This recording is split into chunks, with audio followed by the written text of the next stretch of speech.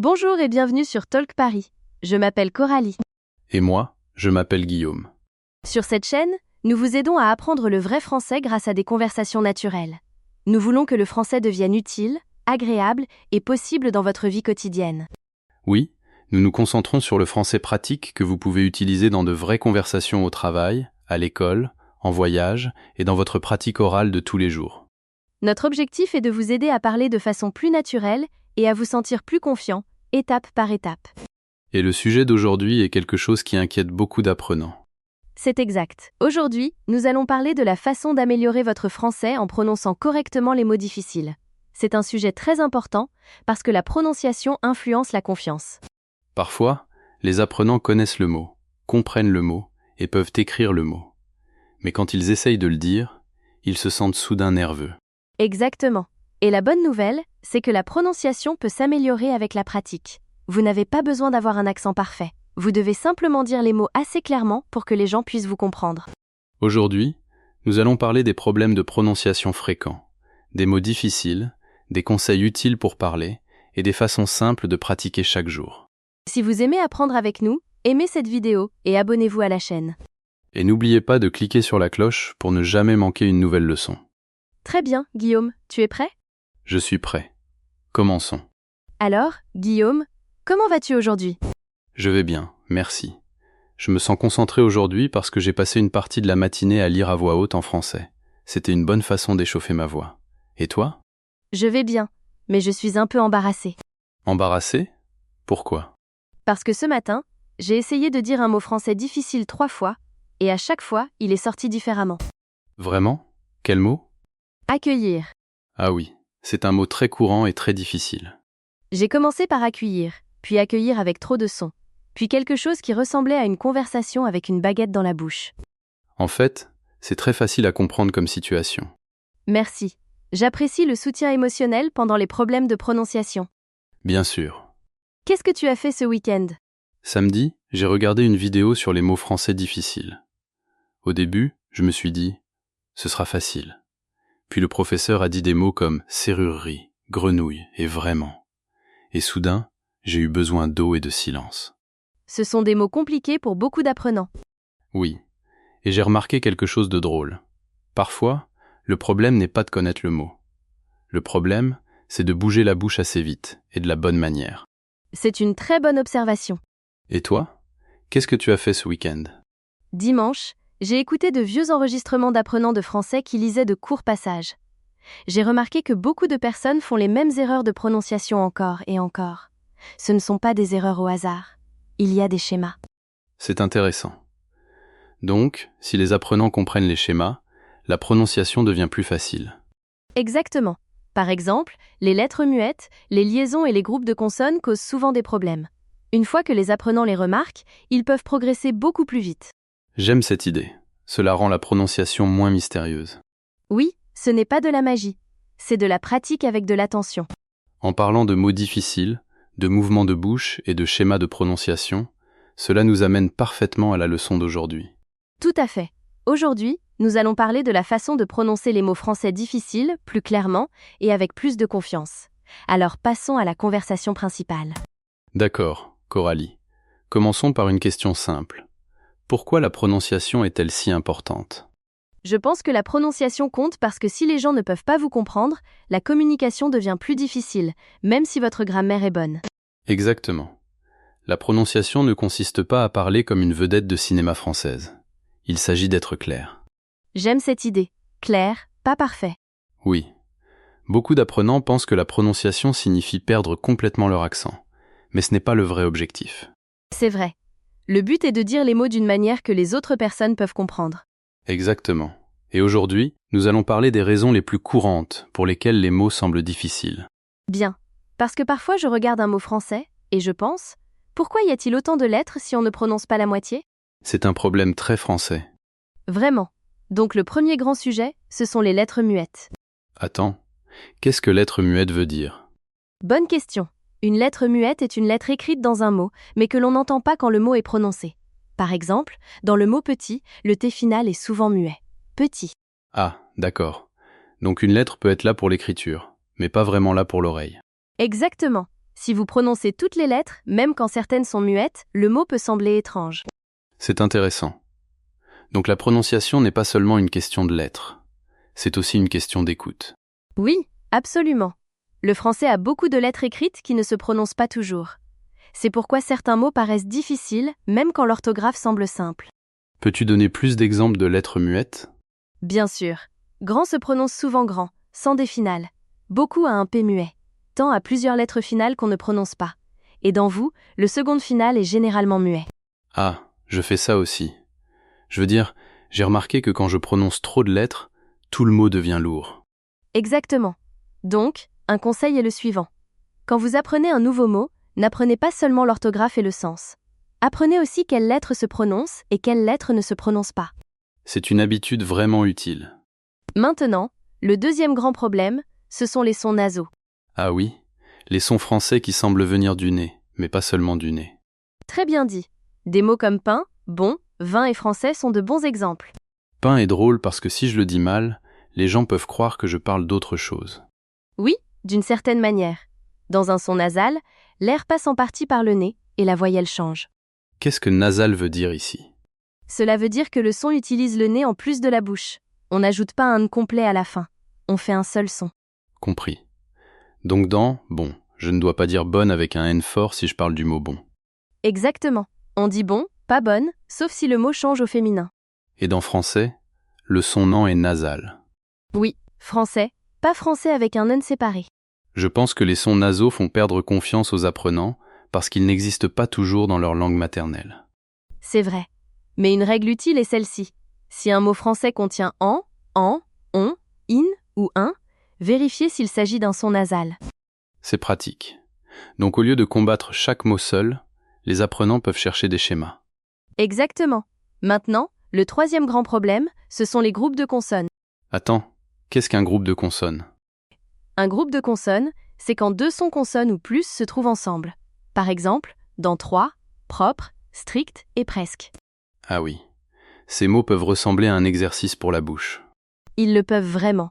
Beaucoup d'apprenants veulent ajouter une petite voyelle pour rendre le mot plus facile. Oui, comme dire terroir au lieu de 3. Exactement. C'est très courant. Alors, comment les apprenants corrigent-ils cela? D'abord, ralentissez. Ensuite, entraînez le groupe de consonnes séparément. Par exemple, pour 3, pratiquez terre d'abord, puis ajoutez le reste. 3. C'est une bonne méthode. Un petit morceau d'abord, puis le mot complet. Oui, la même chose fonctionne pour propre. Pratiquez PR d'abord, puis propre. J'aime cela parce que ça semble possible. Si les apprenants essayent de dire tout le mot trop vite, ils se frustrent. Exactement. La prononciation demande de la patience. D'accord. Quel est un autre grand problème? La différence entre l'orthographe et le son. Ah oui, l'orthographe française aime les surprises. C'est vraiment le cas. Pense à des mots comme monsieur, femme, oignon et second. Ils ne se prononcent pas exactement comme beaucoup d'apprenants l'imaginent. Ces mots sont comme 4 cousins qui ne se parlent pas. C'est drôle, mais vrai. Alors comment les apprenants devraient-ils étudier des mots comme ça? Ils devraient écouter attentivement et répéter. C'est un cas où les yeux peuvent vous tromper, donc vos oreilles doivent vous aider. C'est intéressant. Donc parfois, regarder moins et écouter plus est meilleur. Oui, surtout pour la prononciation. Parlons de quelques mots difficiles célèbres. On peut? Bien sûr. Commençons avec accueillir. Mon vieil ennemi. Beaucoup d'apprenants prononcent chaque partie trop clairement, comme accueillir. Mais dans une prononciation naturelle, il faut lier les sons plus doucement. Accueillir. Oui, le mot devient plus fluide dans la parole naturelle. Qu'est-ce que parole naturelle veut dire? Cela veut dire la façon dont les gens parlent généralement dans la vraie vie, pas dans un exercice lent d'orthographe. Ah, d'accord. Donc pas une voix de robot de dictionnaire, mais une vraie parole. Exactement. Un autre mot difficile est serrurerie, n'est-ce pas? Oui, beaucoup d'apprenants disent serrurerie très lentement, mais dans la parole naturelle, il faut garder un rythme clair et éviter d'avaler les sons importants. Encore une fois, il y a plus de mouvements que l'orthographe ne le suggère. Exactement. Ce qui nous amène à un autre mot important, syllabe. Attends, qu'est-ce qu'une syllabe? Une syllabe est un battement ou une partie d'un mot. Par exemple, maison a 2 syllabes. Maison. Chocolat a 3 syllabes. Chocolat. Compris. Donc un problème de prononciation est que les apprenants donnent parfois trop ou pas assez de syllabes à un mot. Oui, exactement. Et le mot intéressant? Bon exemple. Certains apprenants le disent très lentement, mais dans une parole naturelle, il faut garder le bon rythme. Intéressant. Donc le français organise souvent les mots avec un rythme assez régulier. C'est une bonne façon de le dire. Oui. Qu'est-ce que rythme veut dire ici? Cela signifie la façon dont les sons avancent dans le mot ou dans la phrase. Certains sons sont plus longs, certains sont plus courts, et tout doit rester fluide. Je vois. Donc le français aime parfois la fluidité. C'est une façon de le dire. Parlons de aujourd'hui. Ce mot trompe beaucoup de personnes. Oui, beaucoup d'apprenants essaient de prononcer chaque partie séparément, aujourd'hui, mais il faut le dire comme un seul mot fluide. Aujourd'hui. Ce mot est tellement injuste. C'est l'un de ces mots que les apprenants devraient mémoriser comme un modèle sonore. Je pense que grenouille en est un autre. Oui, certains apprenants se perdent dans le son ouïe. Il faut pratiquer doucement. Grenouille. Le point important est de ne pas transformer le son ouïe en plusieurs sons trop lourds. Je le disais mal avant. Beaucoup de gens le font. Un autre classique est probablement. En français, probablement est aussi difficile si on est fatigué. Exactement. Certains apprenants disent chaque partie trop fortement. Probablement. Mais dans une parole naturelle, le mot devient plus souple, probablement, avec un rythme clair. Donc encore une fois, la vraie parole devient plus fluide. Oui, c'est pourquoi écouter et répéter des mots complets est si utile. Peut-on aussi parler de la position de la bouche? Parce que certains sons sont physiquement difficiles? Absolument. La position de la bouche compte beaucoup, surtout pour les sons qui n'existent pas dans la langue maternelle d'un apprenant. Comme le son U. Exactement. Des mots comme tu, rue, musique et utile. Beaucoup d'apprenants remplacent U par OU. Oui, c'est très courant. Pour le son U, les lèvres sont arrondies comme pour OU, mais la langue est plus en avant dans la bouche. Cela semble facile quand tu le dis lentement. Mais dans une phrase complète, c'est plus difficile. C'est vrai. Donc les apprenants devraient pratiquer des mots seuls et de courtes phrases comme une rue, tu es utile ou une musique douce. Une rue est difficile. Oui, mais utile. Et les sons, R et litre? C'est aussi un problème courant. Très courant en français. Le R français et le litre sont des sons différents, et les confondre peut rendre la parole moins claire. Par exemple, rue et loup ou ri et lit. Donc ce ne sont pas seulement des différences d'accent. Exactement. Elles peuvent créer une vraie confusion. C'est pourquoi les paires minimales peuvent aider. Attends, qu'est-ce qu'une paire minimale? Une paire minimale est une paire de mots presque identiques, sauf pour un seul son, comme rue et roue ou tu et tout. Ah, c'est un outil de pratique utile. Très utile. Cela aide vos oreilles et votre bouche à remarquer de petites différences. Je pense que certains apprenants essayent d'améliorer leur prononciation seulement en lisant. Est-ce suffisant? Généralement non. Lire aide avec le vocabulaire, mais la prononciation demande aussi de l'écoute et de la parole. Vous devez entendre le mot, remarquer les sons, puis le répéter à voix haute. Donc la prononciation est physique, pas seulement mentale. Oui.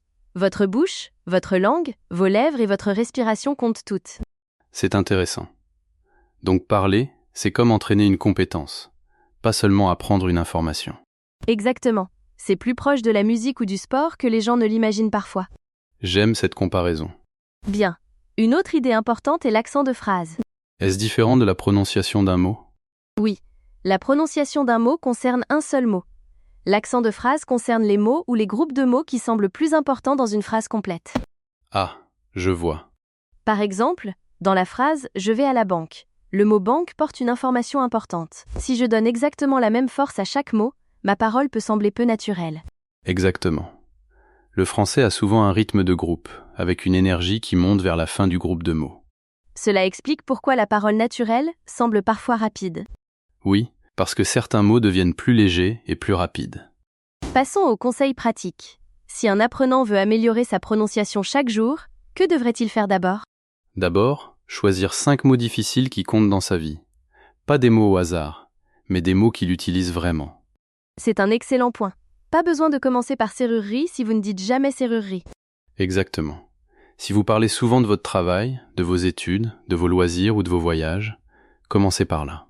Donc peut-être des mots comme aujourd'hui, souvent, travail, famille ou intéressant. Oui. Ensuite, étape 2, écoutez la prononciation correcte depuis une source fiable. Comme l'audio d'un dictionnaire. Oui, c'est parfait. Étape 3, répétez le mot lentement 3 à 5 fois. Étape 4, utilisez-le dans une phrase. J'aime cela. Le mot d'abord, puis la phrase. Exactement. Par exemple, si le mot est confortable, dites confortable, Puis cette chaise est confortable. Cela rend la pratique plus réelle. Oui, une autre technique utile est de s'enregistrer. Ah, la technique effrayante, mais utile. Très utile. Beaucoup d'apprenants ne remarquent pas clairement leur propre prononciation avant d'entendre un enregistrement. J'ai eu cette expérience une fois. Je pensais que je parlais bien, puis je me suis écouté et j'ai pensé, qui est cet oncle fatigué? C'est une image drôle, mais oui, les enregistrements peuvent être surprenants. Pourtant, ils aident. Absolument. Les enregistrements montrent aussi les progrès. Si vous pratiquez un mot pendant une semaine et que vous l'enregistrez chaque jour, vous pouvez entendre l'amélioration. C'est encourageant. Une autre bonne habitude est le shadowing. Nous avons déjà mentionné cette idée plus tôt. Peux-tu l'expliquer clairement? Bien sûr. Le shadowing signifie écouter une courte phrase et la répéter immédiatement, en essayant de copier le rythme, les sons et l'intonation. Donc pas seulement les mots, mais la musique de la phrase. Exactement. Je pense que le shadowing est utile parce qu'il enseigne la prononciation et le contexte. Oui, c'est très important. Parfois, les apprenants peuvent dire un mot seul, mais pas dans une phrase. Oh, moi aussi je fais ça. Un mot sonne bien tout seul, puis il s'écroule dans la vraie parole. C'est normal. Donc vous avez besoin des deux types de pratiques. Et la vitesse? Les apprenants devraient-ils pratiquer vite? Pas au début. D'abord soyez précis, puis devenez plus fluide. Lent et correct vaut mieux que rapide et confus. C'est un bon conseil. Je pense que beaucoup d'apprenants se dépêchent parce qu'ils veulent paraître fluides. Oui, mais la clarté vient d'abord. Parlons de confiance. Certains apprenants évitent les mots difficiles parce qu'ils ont peur de les dire mal. C'est très courant. Mais éviter chaque mot difficile ralentit les progrès. Il vaut mieux choisir quelques mots difficiles et les pratiquer jusqu'à ce qu'ils deviennent plus faciles. Donc on ne fuit pas, on s'entraîne. Exactement. Que faire si un apprenant oublie la prononciation au milieu d'une conversation? Alors il a quelques options. Il peut ralentir, dire le mot avec soin, ou choisir un mot plus simple avec un sens proche si nécessaire. C'est d'abord une communication intelligente. Oui. Par exemple, si confortable semble difficile sur le moment, vous pouvez dire agréable ou facile à porter selon le contexte. Oh, c'est rassurant. On n'a pas besoin de se figer. Ne vous figez jamais si vous pouvez continuer à communiquer. Peut-on parler de quelques mots plus difficiles que les gens utilisent souvent dans la vie quotidienne? Bien sûr, particulièrement en étain. Beaucoup d'apprenants trébuchent dessus. Oui, trop de parties qui bougent. Vous pouvez le diviser en parties. Particulièrement. Pratiquez lentement, puis réunissez les sons. Un autre mot difficile est régulièrement. Oui, certains apprenants perdent aussi des sons ici. Pratiquez-le lentement d'abord, régulièrement. Et entrepreneuriat est un mot célèbrement difficile. Oui, mais il peut être moins utile pour certains apprenants. C'est pourquoi je préfère commencer par les mots quotidiens à haute fréquence. Haute fréquence veut dire courant, n'est-ce pas? Oui, les mots que vous entendez et utilisez souvent.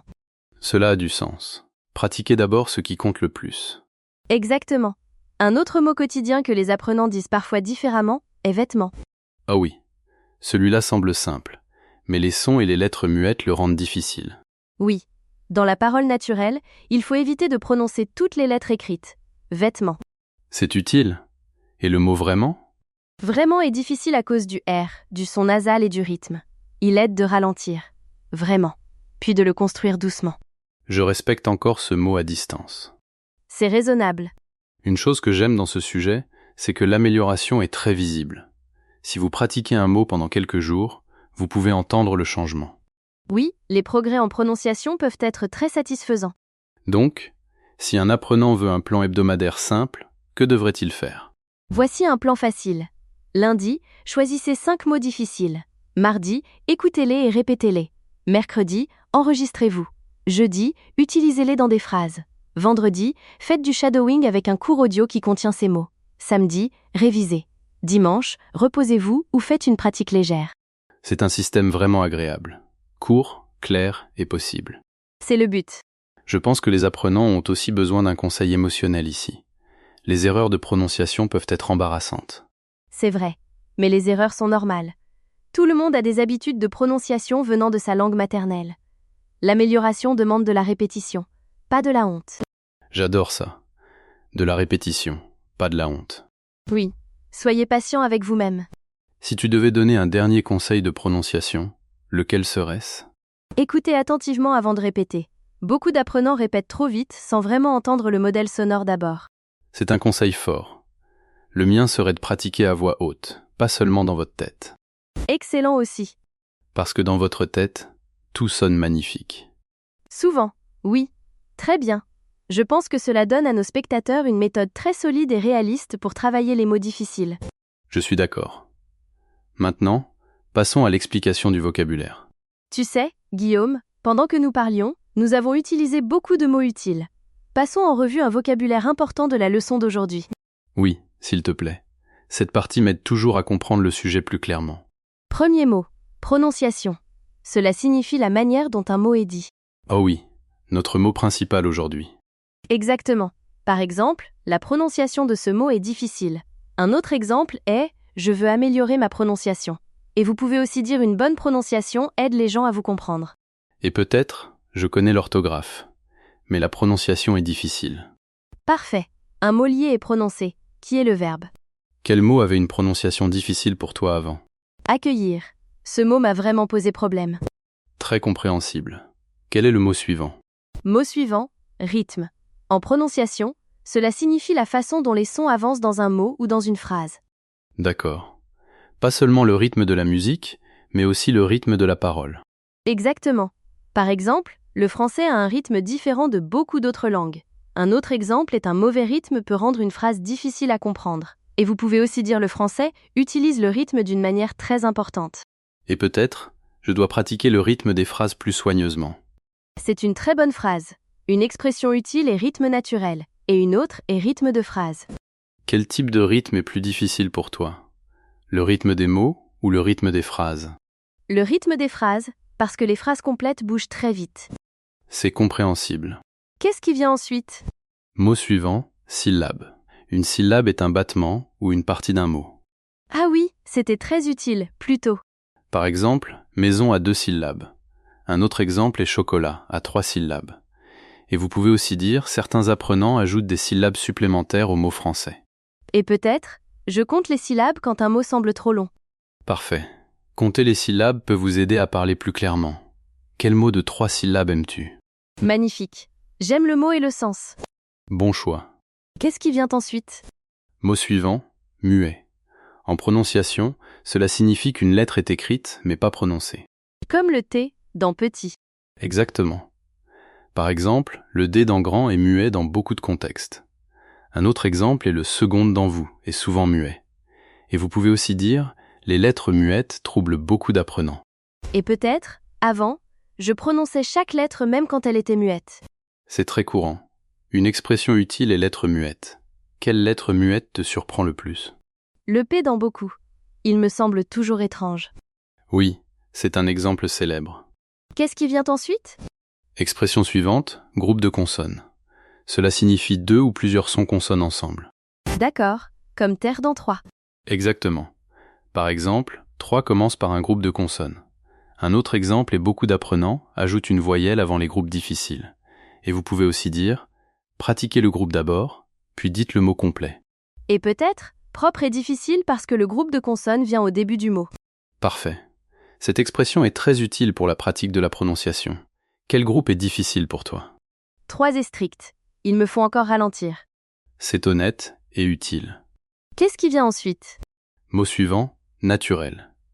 Ici, cela signifie qu'il ressemble à la parole normale de la vraie vie. Ah oui, pas trop rigide, pas trop robotique. Exactement. Par exemple, cela sonne plus naturel. Un autre exemple est essayez d'utiliser un rythme naturel quand vous parlez. Et vous pouvez aussi dire certains mots deviennent plus fluides dans la parole naturelle. Et peut-être, je veux que mon français soit clair et naturel. Parfait. Un contraire courant est peu naturel ou trop rigide. Qu'est-ce qui aide la parole à sonner plus naturelle? Écouter de vraies conversations et les copier un peu. C'est une très bonne réponse. Qu'est-ce qui vient ensuite? Mot suivant, liaison. En français, cela signifie qu'on relie parfois la consonne finale d'un mot avec la voyelle du mot suivant. D'accord, nous parlons de cela avec des expressions comme les amis. Exactement. Par exemple, les amis se prononcent avec un son Z entre les deux mots. Un autre exemple est vous avez utilisé aussi une liaison fréquente. Et vous pouvez aussi dire les liaisons aident le français à sonner plus fluide. Et peut-être, je remarque les liaisons plus facilement quand j'écoute lentement. C'est un très bon exemple. C'est une idée importante, surtout pour l'écoute aussi. Quand les liaisons te semblent-elles difficiles? Dans les films et les conversations rapides, tout se relie. Oui, c'est vrai. Qu'est-ce qui vient ensuite? Mot suivant, shadowing. Cela signifie écouter et répéter immédiatement pour copier le son et le rythme. Une méthode de pratique très utile. Exactement. Par exemple, j'utilise le shadowing pour améliorer ma prononciation. Un autre exemple est le shadowing aide les apprenants à copier le rythme naturel. Et vous pouvez aussi dire une courte pratique de shadowing chaque jour peut être très efficace. Et peut-être, j'aime le shadowing parce que cela semble actif. Parfait. Un conseil utile est de commencer avec des extraits très courts. Préfères-tu faire du shadowing avec des phrases ou avec des mots seuls? Avec de courtes phrases, parce qu'elles semblent plus réelles. Bonne réponse. Encore un mot. Oui, Dernier mot, clarté. Cela signifie à quel point votre parole est claire et facile à comprendre. oh, j'aime ce mot. Par exemple, la clarté est plus importante que la perfection. Un autre exemple est ralentissez si vous voulez plus de clarté. Et vous pouvez aussi dire une bonne prononciation améliore la clarté. Et peut-être, quand je suis nerveuse, j'essaye de me concentrer sur la clarté, pas sur la vitesse. C'est une excellente phrase. L'adjectif lié est clair. Qu'est-ce qui aide le plus ta clarté? Ralentir et ouvrir davantage la bouche quand je parle. C'est une réponse très pratique. Peux-tu résumer tous les mots pour nous? Bien sûr. Prononciation signifie la manière dont un mot est dit. Rythme signifie la façon dont les sons avancent dans un mot ou une phrase. Syllabe est un battement ou une partie d'un mot. Muet signifie écrit, mais pas prononcé. Groupe de consonnes signifie deux ou plusieurs sons consonnes ensemble. Naturel signifie comme la parole normale de la vraie vie. Liaison signifie relier parfois deux mots dans la prononciation. Shadowing signifie écouter et répéter immédiatement. Et clarté signifie à quel point votre parole est facile à comprendre. C'est une liste vraiment utile. Ces mots peuvent aussi aider les apprenants à parler de prononciation plus clairement. D'accord, Guillaume, nous avons beaucoup parlé de prononciation. Oui, beaucoup. Ma bouche a l'impression d'avoir fait un petit entraînement de français. C'est bon signe. Réfléchissons à ce que nous avons appris.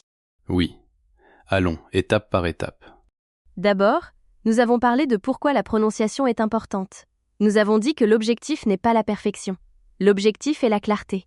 Nous avons utilisé des idées comme parole claire, parole naturelle et être facile à comprendre. Ensuite, nous avons parlé des problèmes de prononciation courants.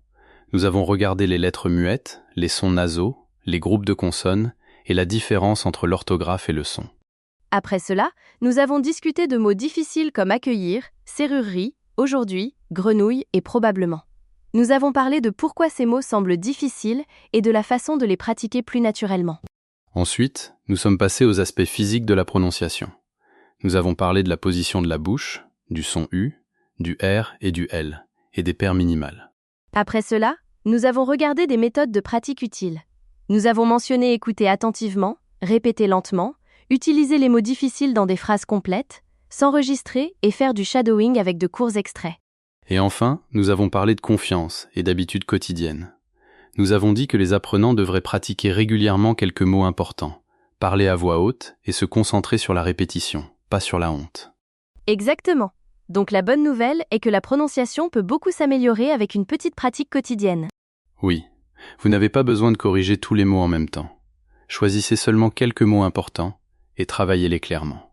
Et rappelez-vous, une meilleure prononciation ne consiste pas à sonner faux. Il s'agit de sonner compréhensible et à l'aise. C'est vrai, un français clair est un français fort. Très bien dit. Maintenant, nous voulons vous entendre. C'est notre partie préférée. Notre question du jour est la suivante. Quel mot français est difficile à prononcer pour vous et comment le pratiquez-vous? Je vais répondre d'abord. Un mot difficile pour moi est accueillir. Je le pratique en le disant lentement d'abord, puis en l'utilisant dans de courtes phrases comme je vais accueillir mes amis. C'est un excellent exemple. Pour moi, un mot que beaucoup d'apprenants demandent est serrurerie. Je le pratique en écoutant attentivement la prononciation naturelle, puis en le répétant plusieurs fois en contexte. Vous voyez, nous avons des réponses différentes, et c'est normal. Exactement. Certaines personnes ont du mal avec les lettres muettes. Certaines ont du mal avec les sons nasaux. Certaines ont du mal avec le R et le L, les liaisons ou les mots longs. Alors, chers spectateurs, nous voulons vous connaître. Dites-le nous dans les commentaires. Écrivez. Un mot difficile pour moi est blanc, et je le pratique en blanc. Ou vous pouvez écrire « Je trouve blanc difficile à prononcer parce que blanc ». Ou encore « Le son que je veux améliorer est blanc ». Ces modèles de commentaires simples peuvent vous aider à pratiquer l'écriture en français tout de suite. Oui, et vos réponses nous aident à créer de meilleures vidéos et vous aident à pratiquer l'écriture. Alors, partagez votre réponse avec nous. Nous aimons vraiment lire vos commentaires. Merci beaucoup d'avoir passé ce moment avec nous aujourd'hui. Nous espérons que cette leçon vous aide à vous sentir plus confiant quand vous prononcez des mots français difficiles. Si vous avez aimé cette vidéo, mettez un grand pouce bleu à cette vidéo. Et cliquez sur le bouton « S'abonner » et sur la petite cloche. Comme ça, vous n'oublierez pas de nous rejoindre pour notre prochaine leçon. Vous êtes tous d'excellents étudiants et nous sommes très heureux d'apprendre avec vous. Continuez à pratiquer. Rappelez-vous, la prononciation s'améliore avec une pratique patiente, régulière et à voix haute. Oui, ralentissez, écoutez attentivement et n'ayez pas peur des mots difficiles. Vous faites un travail formidable. Passez une merveilleuse journée, soirée ou nuit, où que vous soyez. Prenez soin de vous. Continuez à apprendre et continuez à parler français. Au revoir.